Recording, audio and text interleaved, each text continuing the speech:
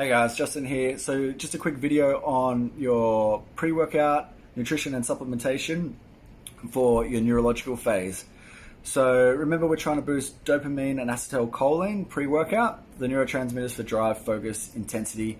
So with the pre-workout meal, we're going to go low carb, high protein, and some fats. The reason we go low carb is if we spike insulin, we're going to downregulate dopamine.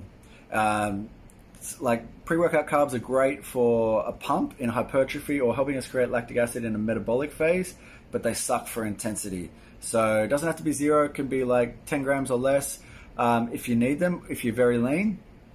So yeah, they're just not they're not going to help us get the stimulus we want for this phase. So then your higher protein sources, if you're a red meat eater, grass-fed red meat will help us boost acetylcholine, dopamine, or there's just more nutrients found in those meats for those neurotransmitters. And then the fats, because we've gone low carb, we can use a little bit of the fats to give us fuel for the workout without spiking insulin. And then if you're using nuts, there's choline in those. So for the pre-workout supplements, we'll start off with the acetylcholine and the dopamine boosters first. Your dopamine boosters, if you're someone who's like anxious or you're struggling for brain energy to get the workout done, something like L-Dopa, up to 250 milligrams would be ideal. It's one away from dopamine. It doesn't give you much energy from the body, but it will give you focus and clarity in the mind. The other two I recommend would be tyrosine or phenylalanine. These are more energizing. They have a few more like metabolic pathways that they do then as they get converted into L-Dopa dopamine. So you've got tyrosine, which is your building block for thyroid hormone, and then some of it will go there, some of it will go to being converted to L-Dopa and then dopamine. So there's a few other metabolic pathways that will just energize the body as well as the mind. And then phenylalanine is a tyrosine precursor. So there's a whole lot of other metabolic effects or energizing things that are going to happen before they become dopamine. So use tyrosine or phenylalanine if you're looking for something more energizing. If you're looking for focus, L-Dopa. So your tyrosine, your phenylalanine, 500 milligrams to 1,000 milligrams. L-Dopa up to 200 milligrams. We'll send this in a PDF. It'll be in the workout PDF that we'll send out.